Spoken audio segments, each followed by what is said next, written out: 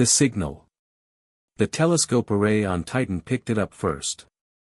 Commander Alara Voss was halfway through her cold coffee in the Orbital Command Center on Earth when Lieutenant Dario Renfrew slapped his palm on the console and went pale. "It's the Meridian," he said.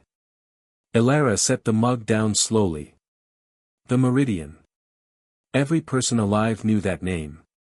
17 years ago, Earth's most advanced deep space research vessel had passed through the heliopause and simply ceased to exist. No distress signal, no debris, no last transmission. 312 crew members. Gone. Now the signature was unmistakable. Beacon code, ship registration, hull frequency, all Meridian. And it was not drifting. It was decelerating into the solar system with controlled, deliberate purpose. "Get me the Secretary General," Alara said quietly. "And scramble the intercept fleet." First contact. The Meridian stopped itself, without braking thrusters, without any visible exhaust, 60,000 kilometers off the lunar surface, as if the laws of inertia were merely a polite suggestion. When Alara's shuttle finally matched its position and docked, she expected ruin. Dust-covered corridors. Vacuum-sealed doors. The silence of the dead. Instead, the air was warm. The lights were on. And the ship was clean. A single figure waited at the docking collar. Captain Mikhail Osei. 17 years older, yes, but healthy, upright, eyes carrying something deep and unreadable. Behind him, his crew. All 312. Not one of them missing. Not one of them visibly aged more than 5 years. "Captain Osei," Alara managed. "Where have you been?" He looked at her with the expression of someone who had rehearsed this moment for a long time and still couldn't find the right words. "Everywhere," he said. "And we brought something back." The demonstration. The technology briefing happened aboard the Meridian in what used to be the ship's cargo bay.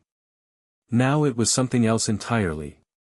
The walls shimmered with a material that wasn't metal, wasn't polymer. It absorbed light and returned it subtly altered, the way a prism holds a secret inside ordinary glass.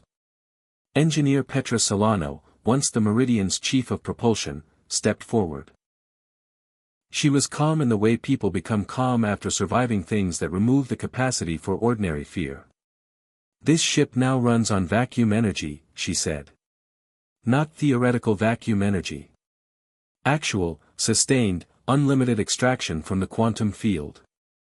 We have no fuel requirements. We have no propellant. None." The room was very quiet. Solano gestured to the wall. A panel slid away, revealing a device the size of a dining table. Dense with crystalline structures, pulsing with soft blue light at rhythms that didn't quite match any natural frequency Alara recognized. "We can also fold space," Solano added, almost apologetically. "Short distances only. For now. For now." The two words dropped into the silence like stones into deep water. Alara looked at Osei. "Who gave you this?" He didn't hesitate. "No one gave it to us. We learned it."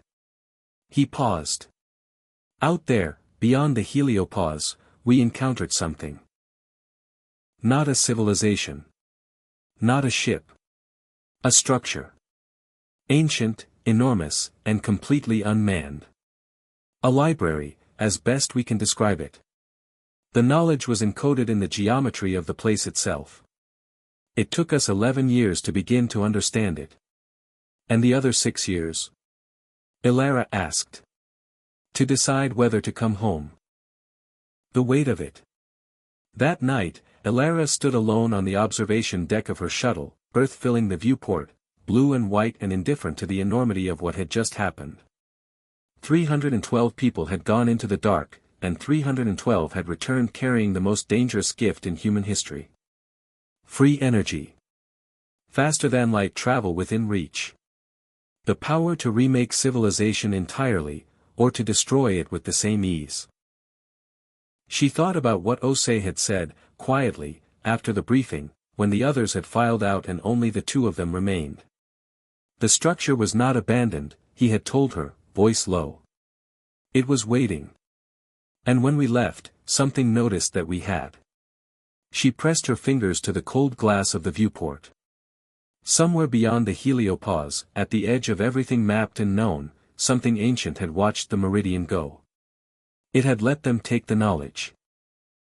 It had let them leave.